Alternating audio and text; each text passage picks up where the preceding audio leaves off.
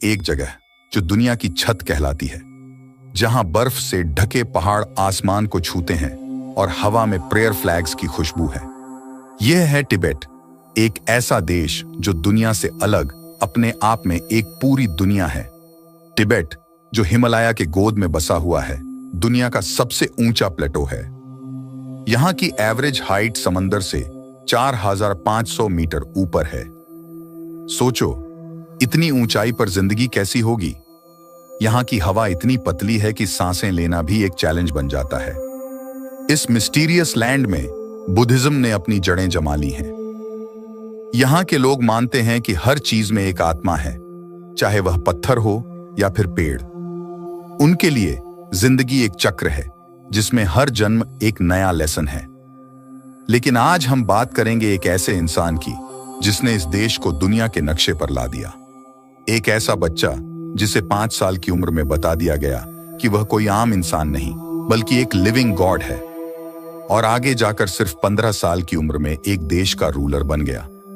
या फिर एक ऐसा रूलर जिसे अपने ही देश से भागना पड़ा, वह भी रात के अंधेरे में अपनी जान बचाने के लिए। यह है दलाई लामा की कहानी, एक ऐसी कहानी जो आपको हैरान कर देगी, इमोशनल कर देगी और शायद कुछ नए सवाल भी दे जाएगी। क्या आप जानना चाहते हैं कि कैसे एक छोटा सा बच्चा दुनिया का सबसे बड़ा स्पिरिचुअल लीडर बना?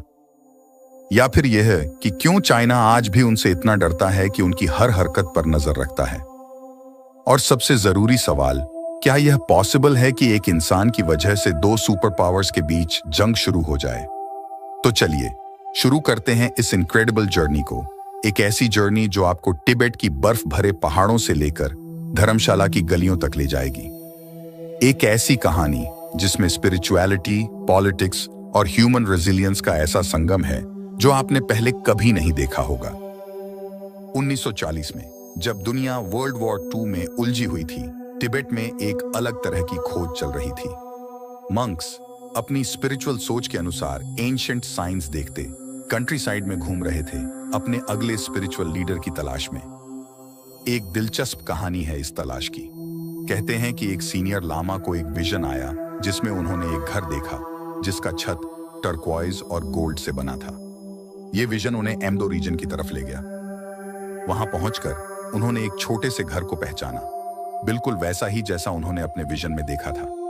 उनकी जर्नी उन्हें एक छोटे से गांव तक ले गई, जहां उन्हें एक होशियार बच्चा मिला जो सारे साइंस पूरे करता था कि वह दलाई लामा के अगले एवेटार हैं।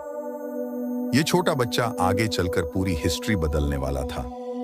लेकिन यह कोई आसान कहानी नहीं थी उस बच्चे के लिए। उसका बचपन जैसे अचानक खत्म हो गया। 5 साल की उम्र से ही उसकी बुद्धिज्म के हिसाब से सख्त ट्रेनिंग शुरू हो गई। एक और कहानी है जो इस ट्रेनिंग की इंटेंसिटी को दर्शाती है। कहते हैं कि जब यंग टेंजिन को ल्हासा लाया गया तो उसे कई घंटे तक मेडिटेशन सिखाया जाता था। एक बार जब वह सिर्फ 6 साल का था, उसने लगातार 6 घंटे तक मेडिटेशन किया, एक ऐसा काम जो कई बड़े मंक्स के लिए भी मुश्किल होता है। उस छोटी उम्र में ही उसे सख्त फैसले लेना, दुनिया की पॉलिटिक्स, सबके बारे में सिखाया जाता। जब दूसरे बच्चे खेल रहे थे, जिस उम्र में बच्चों को खेलने के अलावा कुछ भी नहीं पता होता, उस समय पर लाखों तिब्बतन इस बच्चे की तरफ आशा भरी नजरों से देख रहे थे। जैसे जैसे दलाई लामा अपनी टीनेज पहुंचे, उनकी ट्रेनिंग पूरी हो गई थी और उन्हें अब पूरे तिब्बत को स्पिरिचुअल और पॉलिटिकल तौर पर लीड करना था। 1950 में जब वह सिर्फ 15 साल के थे, उन्होंने तिब्बत की पॉलिटिकल पावर का फुल चार्ज लिया। यह एक ऐसे समय में हुआ जब चाइना का खतरा बढ़ता जा रहा था। कहते हैं कि उस दिन जब उन्होंने पावर संभाली, उन्होंने अपने एडवाइजर्स से कहा, मैं अभी बच्चा हूं लेकिन मैं अपनी जिम्मेदारी समझता हूं। लेकिन तिब्बत के इतिहास का सबसे बुरा समय अभी आना बाकी था, क्योंकि तिब्बत जो अब तक दलाई लामा के राज्य में था, अब वहां चाइना की नजर पड़नी शुरू हो गई थी।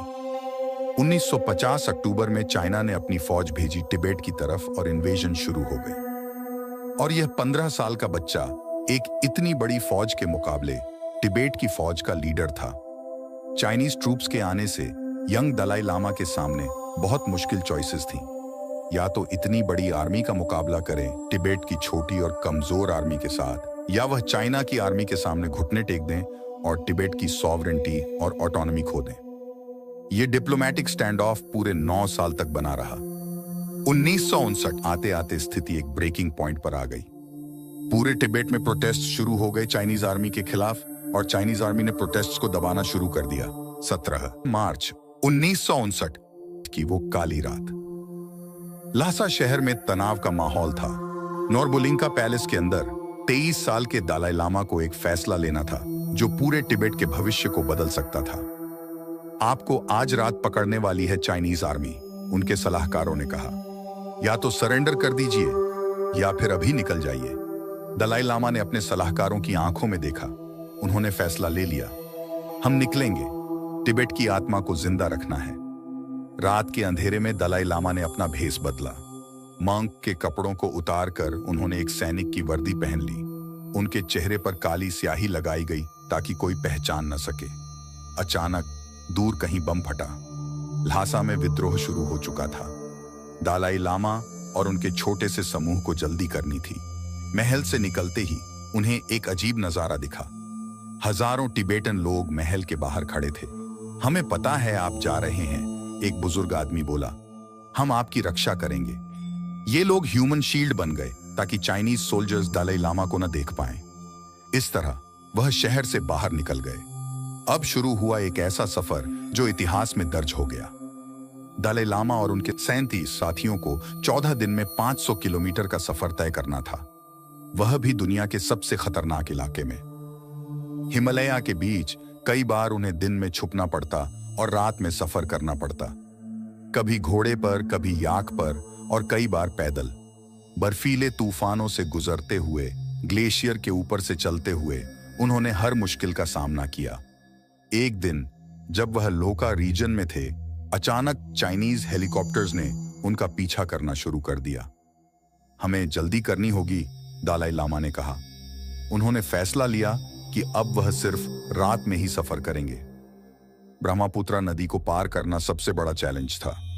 पानी इतना तेज बह रहा था कि नाव चलाना नामुमकिन था, लेकिन स्थानीय तिब्बतन लोगों ने मदद की।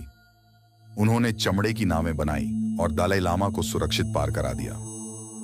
हर कदम पर खतरा था। एक गलत कदम और पूरे तिब्बत का भविष्य बदल सकता था। लेकिन दलाई लामा के लिए यह सिर्फ एक फिजिकल जर्नी नहीं थी, यह उनके लिए एक स्पिरिचुअल अवेकनिंग भी थी। मैं अपने देश को पीछे छोड़ रहा हूं, उन्होंने अपनी डायरी में लिखा, लेकिन मैं अपने लोगों की उम्मीदों को अपने साथ ले जा रहा हूं। फाइनली 31 मार्च को वह इंडिया तिब्बत बॉर्डर के पास पहुंचे। जैसे ही उन्होंने बॉर्डर क्रॉस किया, इंडियन ऑफिशियल्स ने उनका स्वागत किया। आप सुरक्षित हैं, एक इंडियन ऑफिसर ने कहा। दलाई लामा ने पीछे मुड़कर तिब्बत की तरफ देखा। उनकी आंखों में आंसू थे, लेकिन चेहरे पर डिटर्मिनेशन। उन्होंने जाना था कि उनका असली सफर अब शुरू हो रहा था। इंडिया में उनका स्वागत इंडियन आर्मी ने धूमधाम से किया। उस समय के प्रधानमंत्री पंडित जवाहरलाल नेहरू उनसे मिले और उनको धर्मशाला के पास लिटिल ल्हासा नाम से रहने की जगह दी। लेकिन यहाँ कहानी खत्म नहीं होती, बल्कि शुरू होती है। दलाई लामा ने आजाद तिब्बत की मांग लेकर यूएन में गए। उन्होंने अलग देशों में जाकर तिब्बत के लिए समर्थन मांगा। इसके चलते वह खूब टीवी इंटरव्यूज देते थे और एक ग्लोबल आइकॉन के रूप में स्थापित हो गए।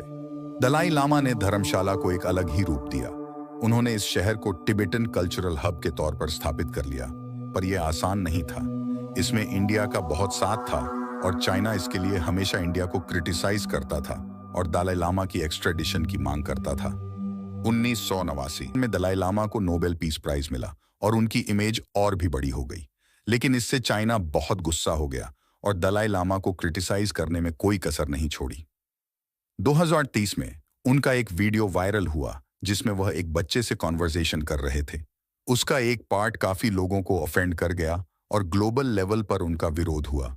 उनकी पर्सनालिटी पर बहुत सवाल उठाए गए।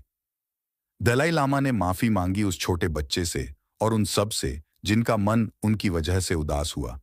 इससे यह तो पता लग जाता है कि जिसे चाइना टेररिस्ट कहता है, वह किसी भी सूरत में टेररिस्ट तो नहीं है। वह तो अपना स्ट्रगल पीसफुली चला रहे हैं, जिसके लिए उनको नोबेल पीस प्राइज भी मिला है। लेकिन पिछले दिनों नैन्सी पेलोसी जब इंडिया में आईं, तो उन्होंने स्टेटमेंट दी कि चाइनीज प्रेसिडेंट टेम्परेरी हैं, लेकिन दलाई लामा हमेशा रहेंगे। इस स्टेटमेंट से चाइना बहुत गुस्से में आ गया और इंडिया को धमकी देने लगा। और क्यों अमेरिका ने कुछ भी रिप्लाई नहीं किया? क्या यूएसए इंडिया और चाइना का वॉर चाहता है? इन सवालों के जवाब अभी भी हवा में लटके हुए हैं। लेकिन एक बात तय है, दलाई लामा की कहानी अभी खत्म नहीं हुई है। ये एक ऐसी कहानी है जो हमें सिखाती है कि उम्मीद और शांति की राह पर चलना कितना मुश्किल लेकिन जरूरी है। यह थी दलाई लामा की कहानी, एक ऐसी कहानी जिसने दुनिया को हिला दिया।